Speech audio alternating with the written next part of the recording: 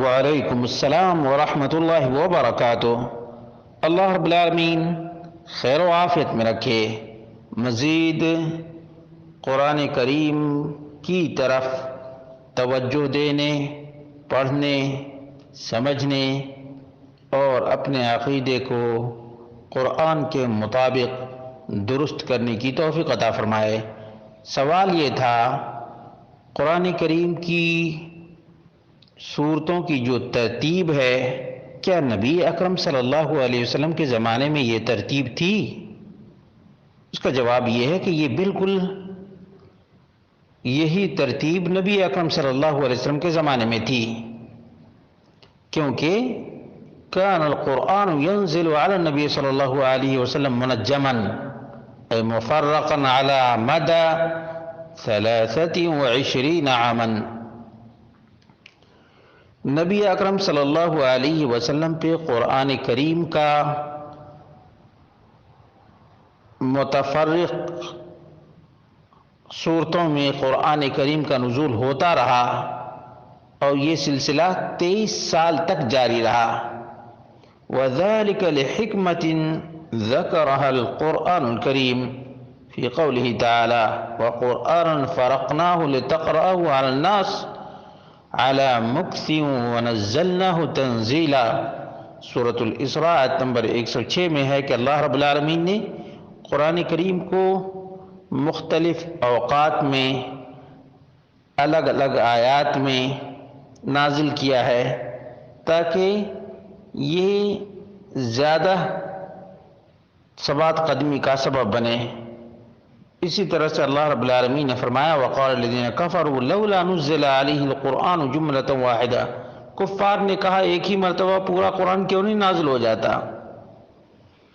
اللہ رب العالمین نے جواب دیا کذالک لنثبت بہ فؤادک ورتلناہ ترتیلا، ہم آپ کے دل کو مضبوط کرنے کے لیے الگ الگ نازل کرتے ہیں۔ سورۃ الفرقان آیت نمبر 32۔ وَبَدَأَ جَمْعَ وَتَرْتِيبُ سُوَرِ الْقُرْآنِ مِنْ عَصْرِ النُّبُوَّةِ، اللہ کے رسول صلی اللہ علیہ وسلم کے زمانے ہی میں سورتوں کی ترتیب اور آیتوں کو یکجا کرنا شروع کر دیا گیا تھا۔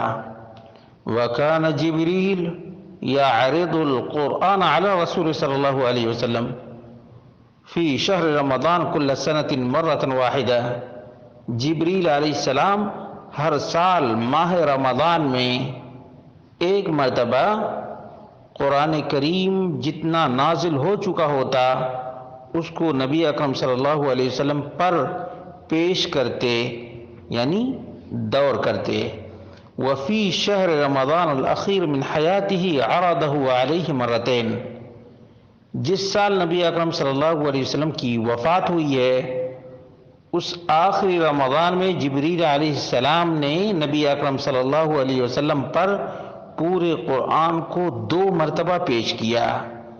وَكَانَ يَنزِلُ عَلَيْهِ وَيَقُولُ لَهُ، جبریل علیہ السلام اترتے اور اللہ کے رسول صلی اللہ علیہ وسلم سے کہتے ضع آیت کذا فی موضع کذا، اس آیت کو فلاں جگہ رکھو، جیسا کہ مسند احمد میں روایت موجود ہے۔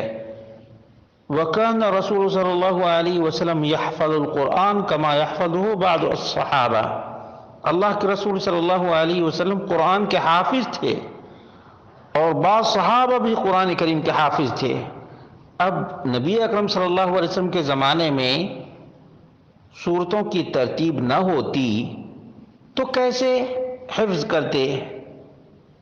وَمَعَ الْحِفْظِ كَانَ لَهُ كُتَّابٌ يَأْمُرُهُمْ بِكِتَابَةِ مَا يَنزِلُ عَلَيْهِ، اللہ کے رسول صلی اللہ علیہ وسلم کے کئی کتاب وحی تھے، یعنی وحی الہی کو لکھنے والے کئی ایک صحابہ موجود تھے۔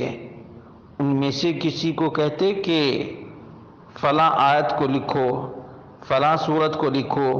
وَذَلِكَ عَلَى رُقَاعٍ وَلِخَافٍ صفائح الحجارہ، پتھر پر، چمڑے پر، اس طرح سے لکھوا لیا کرتے تھے۔ اور وفی ذلك اشارۃ الی ان ترتیب القرآن کان معہودا، اس میں واضح ترین اشارہ ہے کہ قرآن کریم کی یہ ترتیب بالکل معروف اور مشہور تھی. وبدا فی عہدہ صلی اللہ علیہ وسلم، اور اس ترتیب کا آغاز نبی اکرم صلی اللہ علیہ وسلم کے زمانے ہی میں ہو گیا تھا. وفی عہد ابی بکر رضی اللہ عنہ جمع القرآن من کل ما کتب ونظم وحفظ فی بیت السیدہ حفصہ بنت عمر ام المؤمنین، کہ قرآن کریم کو جس طرح سے محفوظ کیا گیا تھا، ترتیب جس طرح سے دی گئی تھی، اسی طرح سے ام المؤمنین حفصہ بنت عمر رضی اللہ عنہما کے گھر میں سب کو یکجا کیے. ومن النسخہ التي عند حفصہ نسخ عثمان رضی اللہ عنہ عدۃ نسخ وارسلها الى الامصار، اور حفصہ رضی اللہ عنہ کے پاس جو نسخہ تھا اسی سے عثمان رضی اللہ عنہ نے کئی نسخے بنائے اور مختلف ممالک میں بھیجے. معلوم یہ ہوا کہ اللہ کے رسول صلی اللہ علیہ وسلم کے توقیف اور آگاہی اور اشارے سے قرآن کریم کی صورتوں کی ترتیب ہوئی ہے. اس لیے اس سلسلے میں بالکل یقین کے ساتھ ایک آدمی کہہ سکتا ہے کہ قرآن کی صورتوں کی ترتیب نبی اکرم صلی اللہ علیہ وسلم کے زمانے میں ہوئی ہے، کیونکہ جبریل علیہ السلام ہر رمضان میں جتنا نازل ہو چکا ہوتا اس کو ترتیب سے پیش کرتے، اور جس سال نبی اکرم صلی اللہ علیہ وسلم کی وفات ہوئی اس سال تو 2 مرتبہ پورے قرآن کو جبریل علیہ السلام نبی اکرم صلی اللہ علیہ وسلم پہ پیش کیے. تو یہ بغیر ترتیب کے ناممکن ہے.